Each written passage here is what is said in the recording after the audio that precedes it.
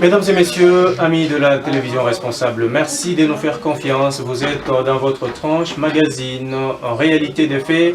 Réalité des faits chaque lundi à 16h30 bonnes minutes sur la RTIV et partout où vous nous suivez. Merci à Willy Kailou qui nous programme.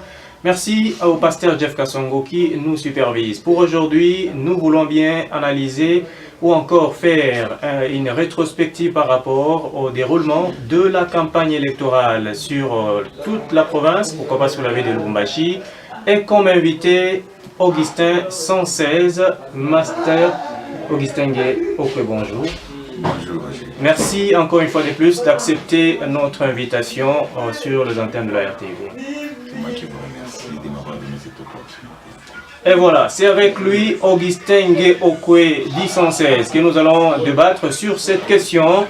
Évaluation de la campagne électorale en République démocratique du Congo. Quelle est votre analyse par rapport à tout cela, monsieur Augustin? Merci pour la question. Moi, ce que je peux dire est que le processus électoral est en train de bien évoluer. Malheureusement, il y a quand même certains incidents qui se sont passés ici dans la ville de Lubumbashi. Je préfère m'intéresser à la ville de Lubumbashi parce que je suis là sur place et ça nous déplorons. Nous estimons que nous sommes en démocratie, les choses ne peuvent pas se passer de cette manière. Il faut laisser chaque candidat libre de battre sa campagne. Si vous n'êtes pas d'accord avec ces candidats-là, ce n'est pas un problème, il ne faut pas les participer au meeting. C'est ça en fait ma position. D'après les analyses de terrain, comment est-ce que vous trouvez, est-ce que la tolérance existe parmi soit les candidats, soit les sympathisants de certains candidats en course? Non, jusque-là, je peux dire qu'il y a réellement la tolérance. Parce que moi-même qui vous parle, je n'ai pas jusque-là été victime de l'intolérance. Il y a la tolérance. Et j'insiste encore, malheureusement, il y a des incidents qui se sont passés que nous tous nous déplorons à l'arrivée d'un candidat président de la République. Mais j'estime que la population doit observer ces principes de tolérance pour que cette démocratie puisse réussir. L'intolérance, quelque part enregistrée, ne pensez-vous pas que ce sont les partis politiques qui n'ont pas réellement joué leur rôle? Là, vous avez raison, parce qu'il fallait qu'il y ait un travail qui soit fait en amont. La réalité, les partis politiques n'ont pas seulement comme rôle de gagner les pouvoirs, mais rôle d'éduquer aussi la population. Voilà. Ce qu'ils devaient faire, ou ce que nous devions faire tous, c'était d'éduquer nos militants, de leur expliquer que pendant la campagne électorale, il faut qu'il y ait la tolérance, il ne faut pas qu'il y ait des actes de vandalisme. Mais bon, c'est quelque chose que nous avons manqué à cette obligation-là. Nous assumons. Augustin, est-ce que avant la campagne électorale, les militants et militantes étaient bien informés que la campagne électorale n'est pas un libertinage, par exemple? Parce qu'apparemment, on est en train de confondre les choses. On se dit, bon, nous sommes pendant la période de la campagne, nous pouvons tout dire, tout faire, sans être inquiétés. Oui, là, vous avez raison. La campagne électorale n'est pas le libertinage, mais moi, je viens de te dire, il y a toujours des incidents dans toute œuvre humaine. Jusque-là, je peux estimer que la campagne a réussi à 80%. Parce qu'il y a quand même des gens qui battent campagne, il y a des gens de l'opposition, il y a des gens de la majorité qui continuent à battre campagne. Ouais. Donc 90% ou 80%. Oui, le processus a réussi, malgré qu'il y ait des incidents que je viens de dénoncer tout à l'heure. Les affiches sont déchirées partout. Vous mettez en jeu vos moyens, mais vous sentez que les moyens sont négligés, sabotés par rapport à ça. Ça vous fait quoi? Non, je fustige ces comportements parce qu'effectivement nous mettons des moyens, mais nous devons savoir que c'est un fait social. La population est fatiguée, c'est ça le vrai problème. Le problème, c'est pas seulement l'incivisme, le problème, c'est la population est fatiguée. Les jeunes sont fatigués, ils ont besoin de l'alternance, ils ont besoin d'un remède par rapport aux problèmes du pays.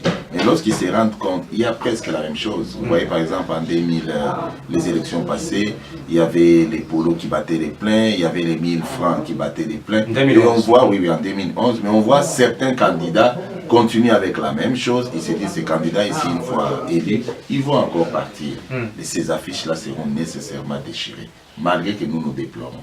Mais ce que nous faisons, c'est quoi? Nous continuons à conscientiser la population et nous leur disons que soyez calmes. Cette fois-ci, vous aurez autre chose que ce que vous avez déjà connu.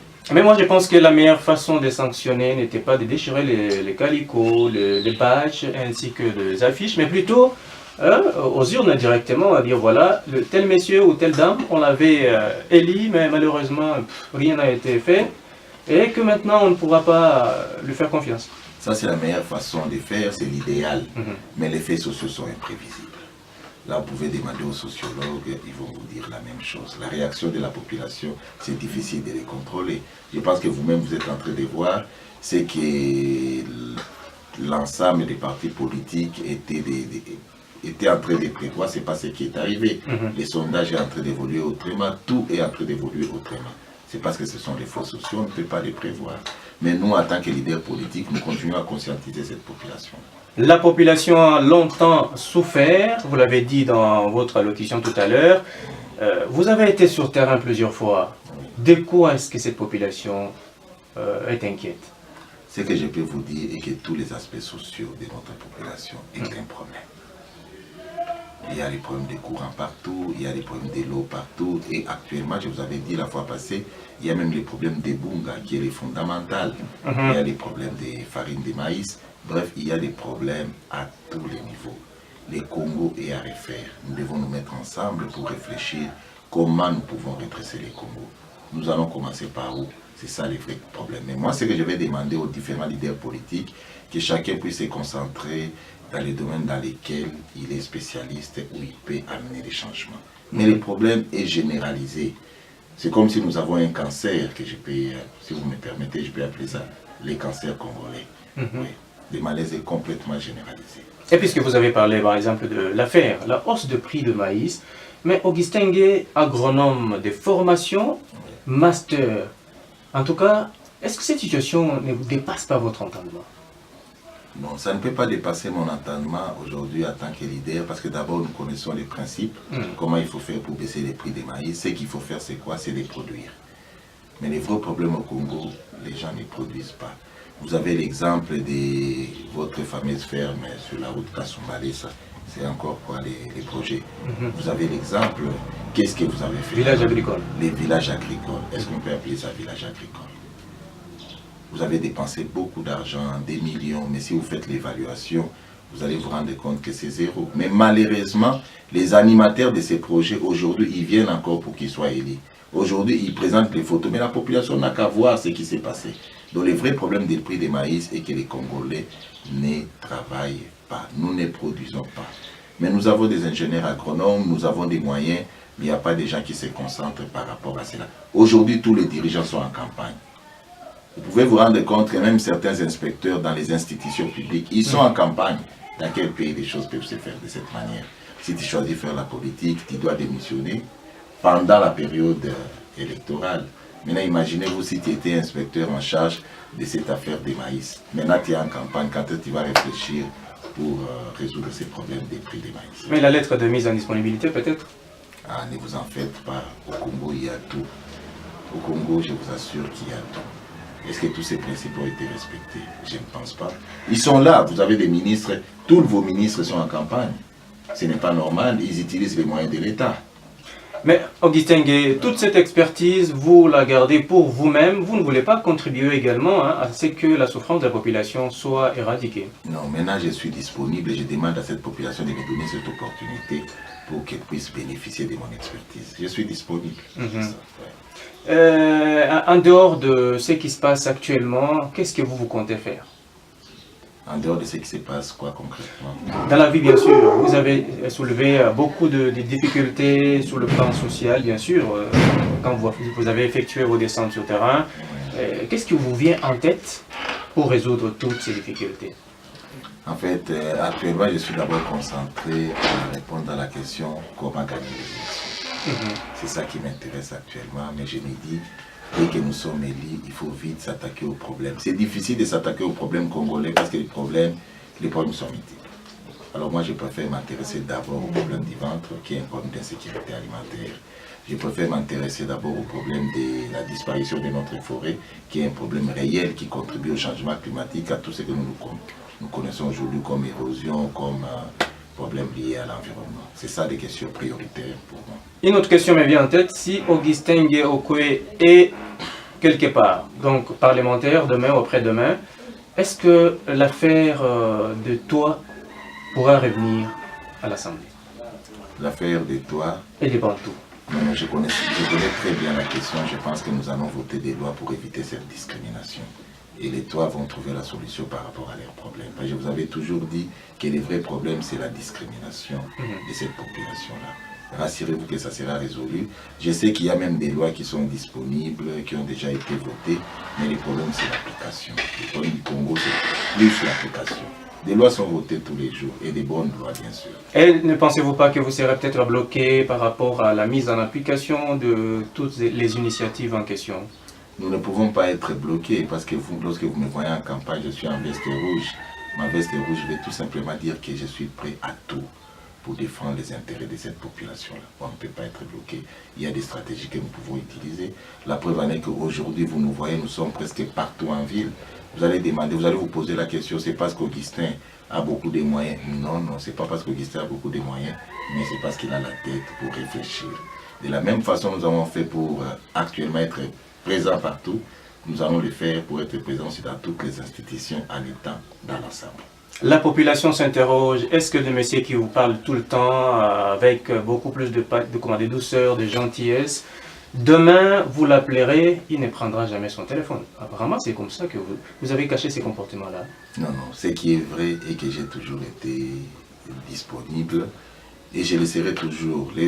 Les problèmes, des refus de répondre à l'appel lorsqu'il y a par exemple certaines personnes en ligne, c'est un problème d'éducation.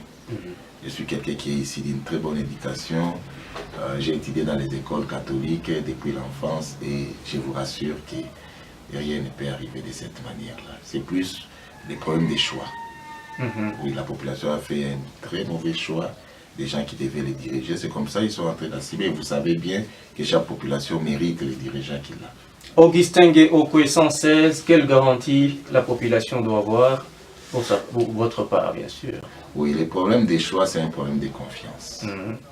Ce n'est pas parce qu'on a échoué pour la première fois qu'on peut abandonner. Ils doivent me faire confiance. Ils doivent se rassurer que maintenant, il y a un vent nouveau. Il y a un monsieur en veste rouge et en polo blanc pour montrer qu'il a les mains blanches, qu'il n'a jamais volé, il n'a jamais touché. Et qu'il n'a pas l'ambition de voler. Il n'a même pas les ambitions de voler, il paye ses taxes normalement, il est en ordre par rapport à l'État congolais. C'est ces messieurs-là qui viennent aux affaires maintenant pour montrer aux autres qui ont bien sûr échoué et qui doivent dégager comment les choses de l'État, comment l'affaire de l'État doit être gérée. Vraiment, nous sommes dans Réalité des faits sur la télévision responsable. Évaluation de la campagne électorale. Augustin Gué, en synthèse, qu'est-ce qu'on peut retenir? Bon, ce que je peux retenir est que la campagne électorale est en train de bien évoluer, mais nous devons encore fournir beaucoup d'efforts la dernière semaine qui nous reste pour éviter qu'il y ait des incidents. Laisser chaque candidat libre, parce que nous devons être libres, nous tous, de nous exprimer. C'est à la population de nous évaluer. Ce n'est pas à nous-mêmes de décider ce que nous voulons être, mais ce que nous voulons devenir. Oui, c'est ce que je peux faire comme évaluation en quelques mots. Un message à toute la base de Augustin Gué. Non, je vais demander à ma base de se mettre au travail, de continuer à travailler. Pas se mettre au travail, non. Je ne vais pas faire l'apologie du chaos, parce que ma base travaille déjà. Mais ce qu'ils doivent faire, c'est quoi? C'est de fournir encore beaucoup plus d'efforts pour que nous puissions voir comment nous allons gagner. Parce que la victoire est certaine. Et à toute la population de Lubumbashi, par rapport au comportement brûler les affiches, les consorts, qu'est-ce que vous leur demandez? Ce que je leur demande, c'est ce que j'ai toujours demandé chaque fois que je passe, je trouve des jeunes, c'est de leur dire n'arrachez pas des affiches. Parce qu'il arrive des fois que moi je viens mettre des affiches, je trouve d'autres personnes aussi en train de mettre, je les encourage, je dis il faut mettre.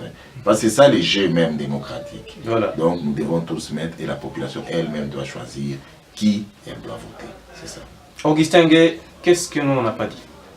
Je pense que jusque-là, on a tout dit.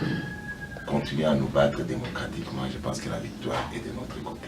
Voilà, merci mesdames et messieurs, ça sera donc la fin de notre entretien Réalité des faits sur la RTV. Merci à vous tous de nous avoir suivis. Prochain rendez-vous la semaine donc prochaine avec un autre numéro sur votre fréquence. Merci et à la prochaine.